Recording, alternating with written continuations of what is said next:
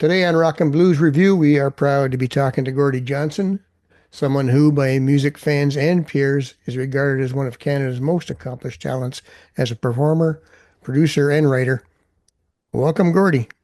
How do? So, you guys are coming to Port Colborne on August 1st, and it's not your first time at Canal Days. Oh yeah, Canal Days. It's been many years since we did Canal Days, but yeah, it's usually quite an epic night. It's a great venue that they have set up for it, and yeah, it's always on a nice summer night. It's always great. Yeah, I think the last time was 2017, but when you guys had your little hiatus in the early 2000s, one of the first shows you did when you came back, uh, 2010, you were there, and that was one of the best shows I ever saw. It was unbelievably good. What was it like for you guys to get back together? Oh, well, yeah, it was good to have time apart. And at various points in in the band's lifespan, it's good to shut it down every once in a while and just re-envision it, reimagine it. Certainly over COVID, I had time to have a good think about it as well, more recently. Um, and we've sort of been in a period of re-releasing older material and hadn't done anything new in a while. But we spent the last several months making a new record and just working on the music and the recording. And we recorded a bunch of singing this past week, so we're pretty excited to get that. It won't be presented this summer at all, but certainly in the new year. Uh, but this year we've been really busy playing and promoting an album from the early '90s called 500 Pounds. Right. Got a bit of a rebirth because of Jack White of White Stripes fame and other things. But yeah, his record company gave us a call and said, "Hey, Jack really likes your record. He really liked it back in the day and would love to re-release it on vinyl." So it's just funny the path, Yeah. your career takes you because had a bunch, like I said, we had a bunch of time off over COVID and really had imagined that we'd be doing something. We had big old plans of what we're going to be doing. And then you get a call from a guy like Jack White, and it's like, oh yeah, no, you need to do Yeah. to be playing this record again. Well, you've had so many collaborations though, and uh, back with Double Trouble, and I've been looking at your YouTube videos, and you got a lot of great ones. People should check you out. The GJ and the Soundcheck, great series. Um, but you've got all these guys you've worked with. How do they come about? How do these collaborations come about other than someone calling you out of the blue like that? Well, just within our musical community, you'd gravitate towards people, where there's mutual respect. Um, I've been fortunate enough to work with people whom I really, I cherish their musical abilities and friendships, and it's really been a great source of inspiration for me to work with people like the Black Crows and Warren Haynes and Government Mule, Jack White, and Billy Gibbons, and people like that. These are all musicians I hold in very high regard. Joe Satriani, these are all, fantastic people to work with. Yeah, it's a great list, and I know Satriani. I see on your website, he mentioned that what you do is magic and can't be reproduced, and that struck a chord with me because when I listen to your music, there is a distinct, unique, ethereal quality there that is nowhere else. How do you get that into the studio, and how do you reproduce it? Well, I don't know, that comment still has me chuckling because Jimmy Joe Satriani is a guy who can, honestly, I think the guy could cure diseases with his guitar. I'm not sure there's anything he can't do on a guitar. Um, and I play so slowly by comparison. But slow sometimes is also intriguing, I guess, is what it is. I don't, I'm not trying to live up to the comments or to someone's assessment. I've always just made my musical statement with my guitar just the way I do, and without really any regard for what's popular or what might be popular. I would just never think that way. I like to play my guitar and I play it a certain way. And as long as it connects with, yeah, like I said, when it connects with people that you really respect, it tells you you're on the right path. But ultimately, I don't get to choose who it affects. And you know, if the man on the street finds it intriguing and pleasing and wants to come to a Big Sugar show and put a fist in the air, that means just as much to me. You know. Yeah. Now, speaking of those guys, I saw you years ago open for Aretha Franklin, and I know Oh you wow. and Massey Hall. Yeah. Oh Yeah, wow. Yeah. Okay. and I know you have opened for the Stones. You always seem very calm, collected, and cool. What's it like when you open for icons like that? Oh, same way. I mean, we're doing what we're supposed to be doing. We're just if I was asked to, I don't know, if Ray Charles asked me to paint his house, I'd be more nervous. You know what I mean? Because I'm not that good at painting houses, and you know what I mean. Uh, but if Willie Nelson asks you to sit down and play a guitar, then yeah, sit down and play your guitar. That's what you're meant to be doing. So, yeah, if I when I get up on stage with someone like Warren Haynes, he's a formidable cat on his guitar, and he stands next to the greatest guitar players in the world, and he's counted among that number. So, when little old Gordie Johnson gets thrown into the bargain, all you can do is play like yourself. Jimmy Vaughn had a great, uh, who's also a friend of mine and someone I've recorded and had the pleasure of working with. And he said in an interview that I saw recently that, he found himself sitting on a stage with B.B. King and Albert Collins and Albert King and some of the greatest guitar players in the history of blues.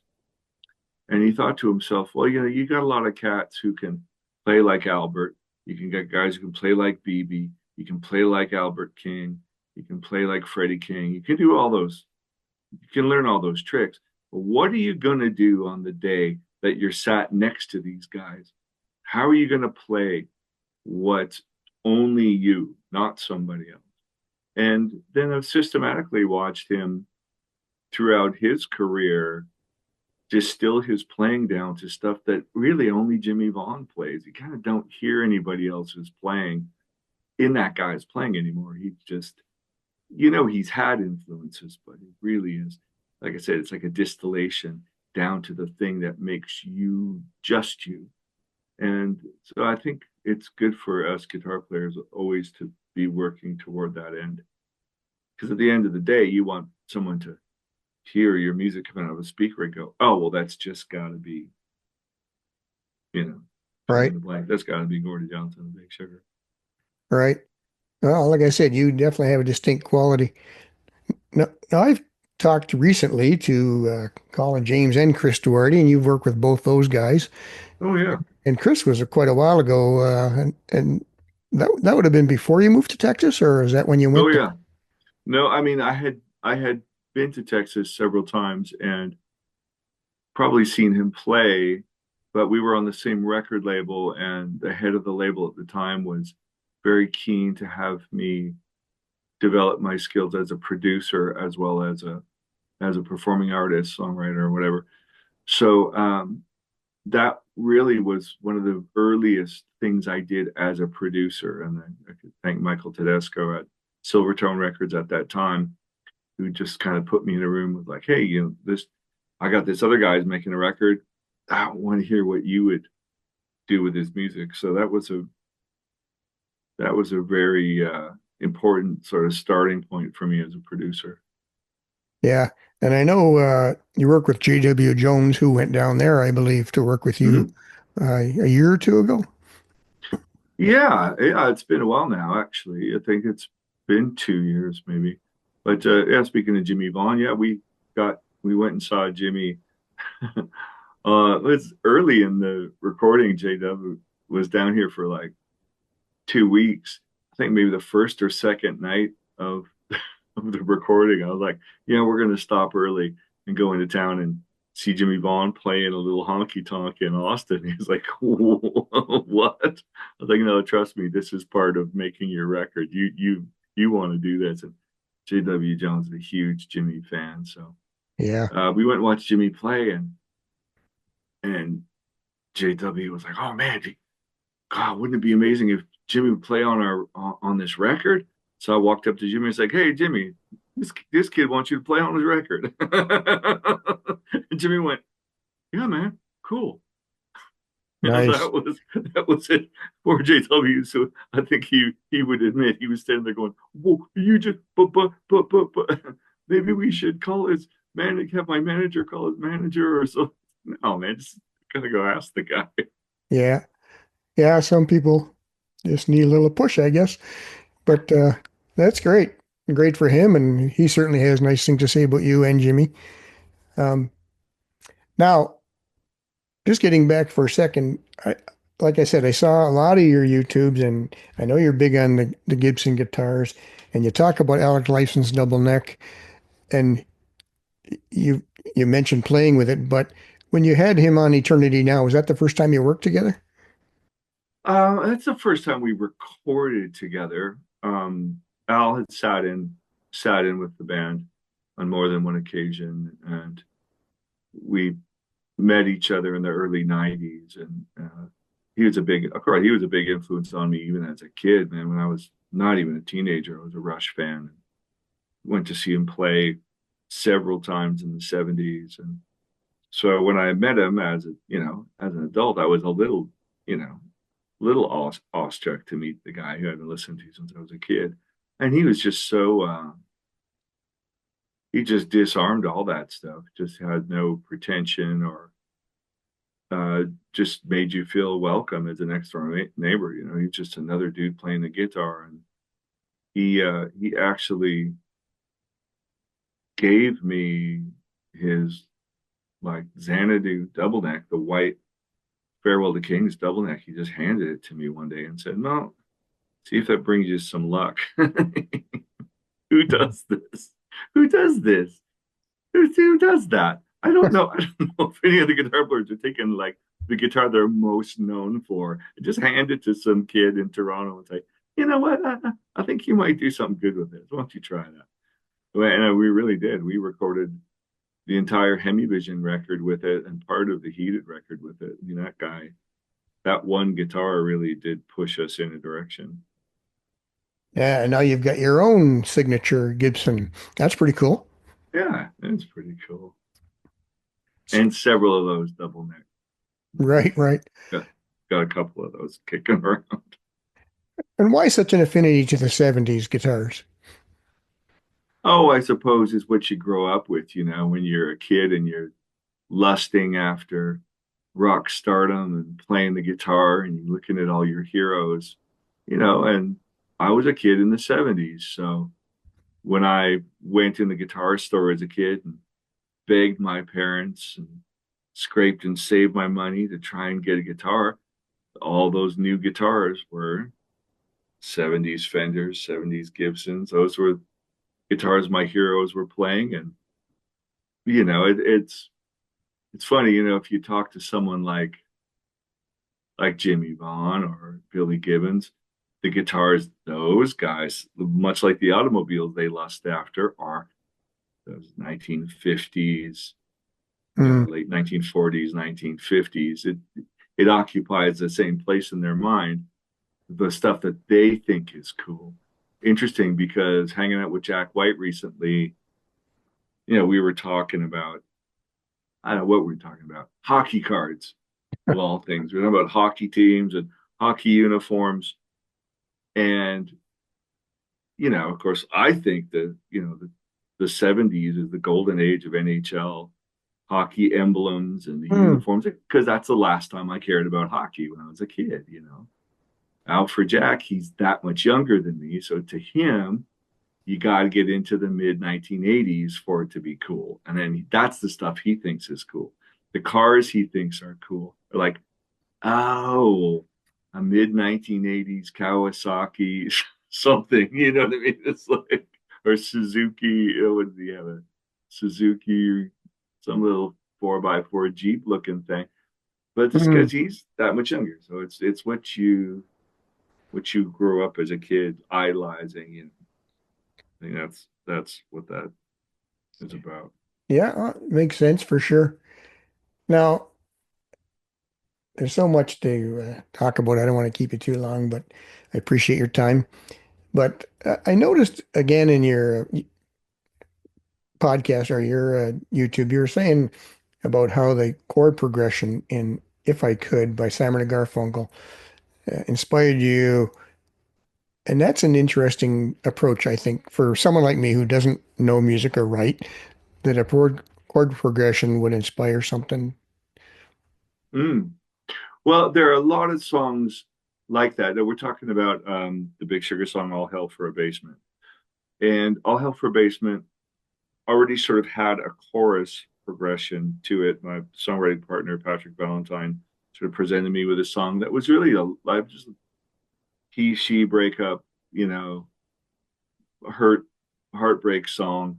And it was a good one.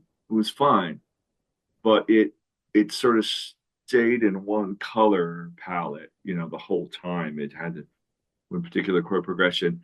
And I was always fond of the music of Newfoundland, Irish music, the older kind of music.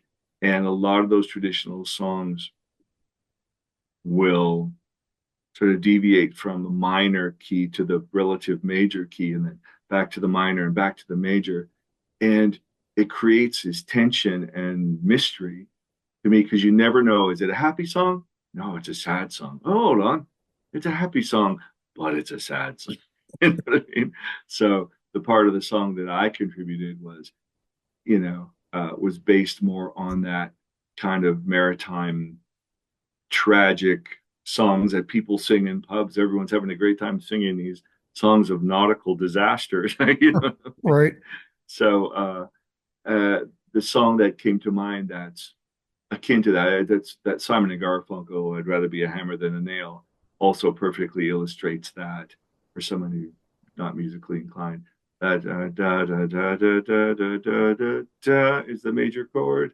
Da da major chord, da da da major chord, da da da, back to the minor. So that goes in and out of dark light and dark and light. And yeah, that's it's an easy way to explain it with that one. Yeah, but like I said, to me, it's very unique, and it's, because I'm not an artist. I got friends who draw great artists, and they'll start with an earlobe or a jawline, and the rest of us, draw the circle for the head. So, we just don't know what the hell we're doing. So I thought that was really interesting. Now, you guys are not afraid to change your arrangements when you're live. Um, Good. what can we Yeah, expect? the recording is sort of like, oh, let's explain it. The recording is kind of like getting a Christmas card, you know what I mean, or a birthday card.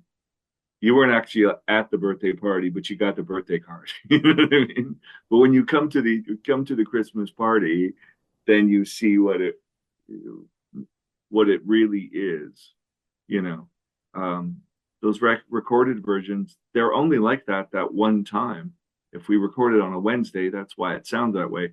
If we recorded it on a Thursday, it might sound yet again a bit different. And then, for a listener, if you're listening to the same version over and over and over again, you come to rely on certain things that tell you you're listening to that song. So it's good for people to be able to recognize it, of course. We don't need to completely, pull one over and fool people every night, but we do beyond the most recognizable parts of the song. It's important to breathe life into it every night. Otherwise, what are you doing? I don't know. That's just a different approach some people take to playing it exactly the same way every night, and they play it along with their pre-recorded tracks and their auto tune and all that. Oh, that's nice. But I could also just listen to the record if I wanted that. All right. You know what I mean? You can. You're not actually doing anything except standing there and showing me your record again. But I'd rather see somebody, breathe life into these things. Well, I know you said you were surprised when you went to record Groundhog Day with Double Trouble and a bunch of guitarists were playing it note for note, and that surprised you. That really surprised me. I mean, I was flattered, but at the same time, stood there with my guitar watching Danny Freeman and Charlie Sexton and Johnny Lang play. It's like you got all these guys playing what I played one time. They're playing it note for note. I can't play it because I don't. It had been 10 years since I played it like that. I don't. I play it every night, but I sure don't play it the same way every night. Right, right. Well, I know, and everyone's different. I get that. I know Richie Blackmore was always improv every time. So, I guess that's up to you, and that's the whole point. Well, Richie Black. Speaking of Richie Blackmore, I mean, that's a guy who, but then you get a solo like Highway Star that, yeah, you need to learn it note for note because he played that solo as part of the song, the identifiable arrangement of the song. But there were also parts of the song where he could go off-roading and freestyle whatever he was going to do. But again, there's that part of the song people in the audience want to hear you go free do do do do free do do do do do do do do. You got to have those parts that people do recognize. So yeah, Right. he was really good at making both of those things happen. So, is it important to you not to be pigeonholed? Because you're out, you're pretty diverse.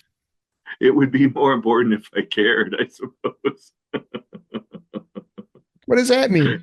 Because if you don't care, it doesn't take on a place of importance. It's just not a priority for me. Is worrying about what someone thinks about me. It's not really ever been important to me that I play music that's fits into some popular description of music. That's never what I think of when I'm thinking of what to listen to. I don't go down categories. I feel like Right. listening to, let me see, the blues. I mean, I might listen to Junior Wells, but I might listen to Frank Zappa and I might listen to a reggae record later. And I was happy. I don't know what genres of music those are off the top of my head, but they were all good. I mean, so I don't know. I play music the way I listen to it, which is mainly for fun and And for speaking a of moment of expression. speaking of reggae, how did a guy from the middle of Canada get so into reggae? Well, because when Big Sugar in the years we were developing Big Sugar, I was living in Toronto. Specifically, I was living off Kensington Market in Toronto. I heard reggae every day. Most people I dealt with were West Indian people. I played with a lot of reggae musicians, not playing reggae, even just we were playing other forms of music. But these guys were Jamaican or Trinidadian, and they played that was their home music. Um, so I just, I became really well versed in it, and it just became part of part of how we expressed ourselves. I mean, you become a product of your environment to some extent. I was in Toronto playing a lot of blues and jazz and roots music and rockabilly and all this stuff. To exclude reggae because I don't have dreadlocks would be insincere of me. You know what I mean? It's like my dreadlocks are on the inside. I grew up in that culture as well. The Right. looks can be deceiving.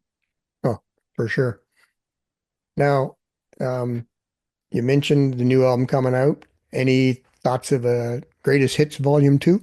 Well, while we have been out performing the 500 Pounds album live, we were doing a two-set presentation where we played the entire 500 Pounds album plus B-sides and other weird rarities that we played back in the day on that tour in 1993, 94.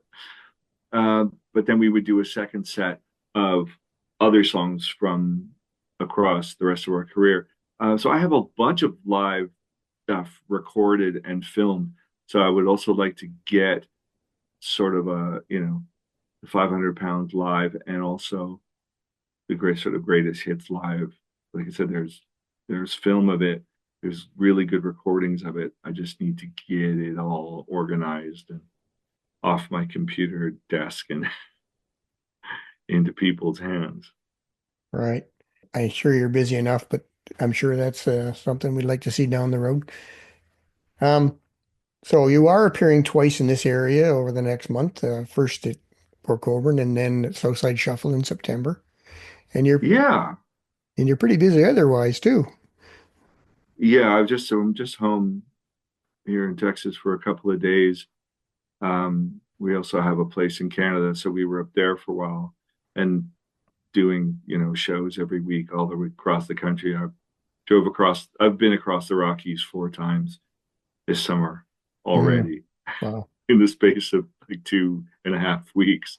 I went from, you know, Calgary to Victoria to Quebec, back to somewhere else in BC, and then back to Alberta. I probably don't even have them in the right order. Yeah, yeah, I don't know how you guys do it. So there's one thing I want to ask you. Groundhog Day, you talked about losing some money on a motorcycle deal. Did you ever get a motorcycle? No, no, I had a all-terrain three-wheeler at the farm for a while, and that was really fun and great sense of freedom. But I guess over the years, I'd rather be on the back of an actual horse. And Right, right. that's for that sense of freedom, and you're less likely to get killed. They just the way, I don't know, the romantic idea of being on a motorbike. But man, for someone who drives across the continent and sees what happens on the highways, man, I always give motorcycles a lot of space because man, that's a treacherous bit of business out there for the guys on the back of a bike, men and women. We should all give them a little extra space and consideration because man, there's no margin for error when you're on a bike compared Well, to a car or a truck. well, as a 50-year writer, thank you. I appreciate that. All right. All right. Just want to ask you one more thing. I've heard that the music scene is changing a lot in Austin. What's it like there now? I suppose, I mean, it's changing everywhere. Music is something that, to me, good music is a cultural expression, and culture continues to evolve. It's not static. It doesn't just remain in one spot. Um, that's just a natural order of things. So it's different than when I came here 20 years ago. But then when I arrived here, it was already, everyone said, oh, it's so different from what it used to be. Like when Jimmy and Stevie and all these guys were around, and the blues was the main thing. When I got to Austin in the early 2000s, heavy metal was the thing. Punk metal was it. It ruled the town. And like all the blues guys were like, oh, yeah, it's kind of, the scene's kind of ruined. It's like, well, not if you're into heavy metal. It's not. It's really great right now. And now you find a bunch of old punk rockers, heavy metal dudes walking around Austin go, yeah, man, it's not like it used to be. Like, no, it isn't. It's still really cool. It's just something different. You know what I mean? It just continues to evolve. And so I try to take inspiration from the best of it. Willie Nelson's still kicking around. Like I said, I get to see Jimmy Vaughn a couple times a year playing in a neighborhood bar. It's Yeah, nice. the stuff that you take inspiration from. You can still find it. Go looking for it. There's a lot more great Tejano music that can be heard in the mainstream now, whereas before you had to know somebody, know where those neighborhoods were to go and hear it. And so that's a very vibrant part of the culture down here too. So, like I said, I'm here to soak it up like a sponge. So I do. All right. Like I said, I don't want to keep you. So we'll just mention again, you guys are at Canal Days, H.H. Knoll Park on August 1st, and the show time is 9:45. Gates open at 6, and we've got Small Town Strip Club, Feral Minx, and Sloan before you. And Sloan. Oh, amazing. I was hoping I was going to run into Sloan this summer. That's fantastic. yeah. and then again at Southside about a month later. So All look, right. so looking forward to it, and thank you so much for doing this today. My pleasure. Thank you for your patience. I'm glad we connected. Yeah, me too. All right, thanks a lot, All right, and Bob. we will see you. Take Cheers. care. Take care.